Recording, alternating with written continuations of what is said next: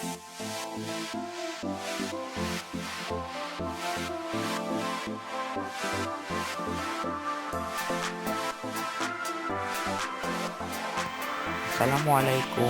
apa kabar anak-anakku tercinta? Tetap semangat ya, selalu jaga kesehatan kalian, tetap ikuti protokol kesehatan dari pemerintah. Cuci tangan menggunakan sabun, memakai masker, dan selalu jaga jarak dengan orang-orang yang baru kita kenal.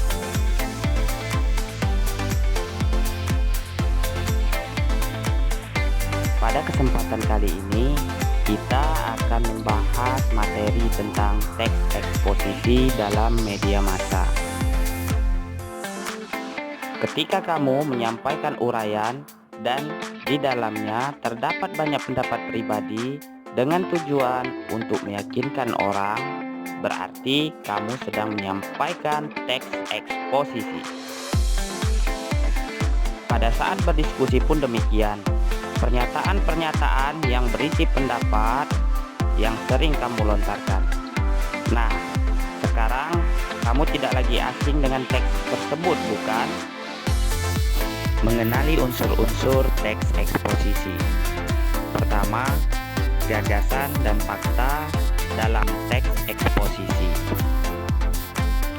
Teks eksposisi mengemukakan sejumlah pendapat disertai dengan fakta.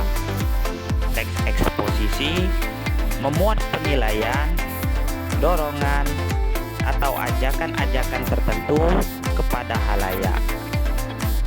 Bentuk teks eksposisi, terutama di dalam media massa, dapat berupa esai, tajuk rencana, atau editorial, ataupun tanggapan kritis. Bagian-bagian teks eksposisi dibentuk oleh dua unsur utama. Yang pertama, gagasan. Gagasan disebut juga ide atau pendapat. Isinya berupa pernyataan yang mungkin berupa komentar, penilaian, saran, dorongan, dan bujukan. Perhatikan contoh. Berikutnya, fakta.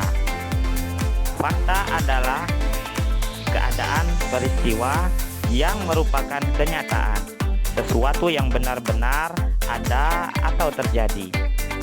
Di dalam teks eksposisi, fakta berfungsi untuk memperkuat gagasan sehingga diharapkan lebih meyakinkan halayak. Perhatikan contoh.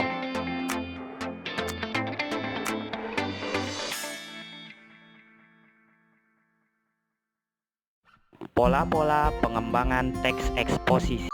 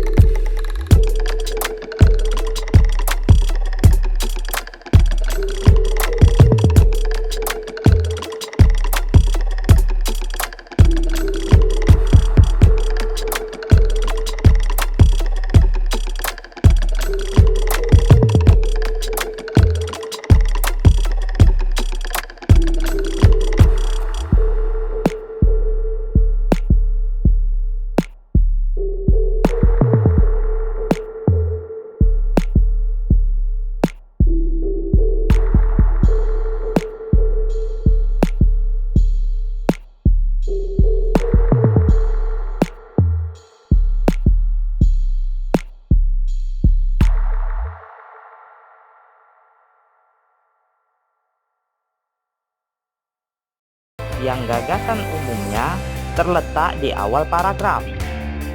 Gagasan umum atau gagasan utamanya dinyatakan dalam kalimat pertama. Paragraf induktif.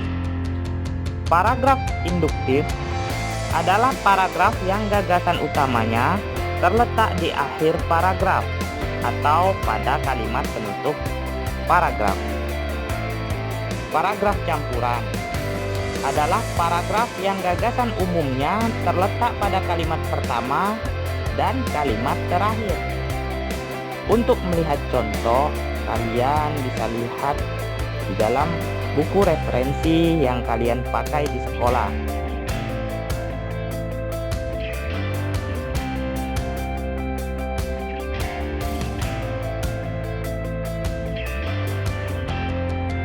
Menelaah struktur dan kaidah teks eksposisi.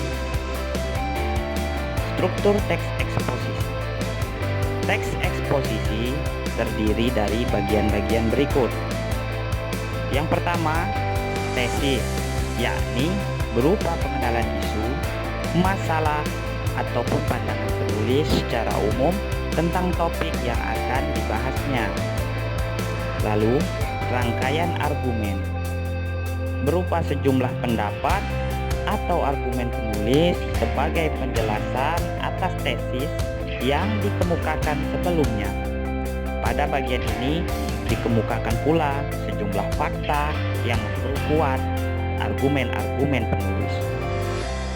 Penegasan ulang sebagai perumusan kembali secara ringkas. Bagian ini sering pula disebut penutup atau simpulan.